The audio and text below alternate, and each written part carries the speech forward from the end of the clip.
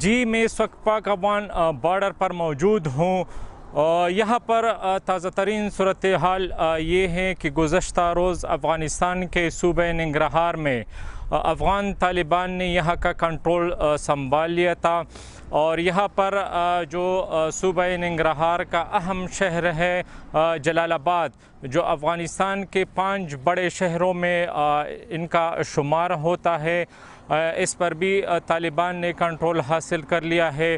اس کے علاوہ جو پاک افغان بارڈر ترخم ہے، اس کا بھی افغان طالبان نے کنٹرول سنبھال لیا ہے۔ طالبان نے بغیر کسی مزاحمت کے افغان صوبے ننگرہار کا کنٹرول سنبھال لیا ہے۔ اس کے بعد پاک افغان بارڈر ترخم کو 8 سے 10 گھنٹے کے لیے بند رہا، پھر اس کے بعد کھول دیا گیا ہے۔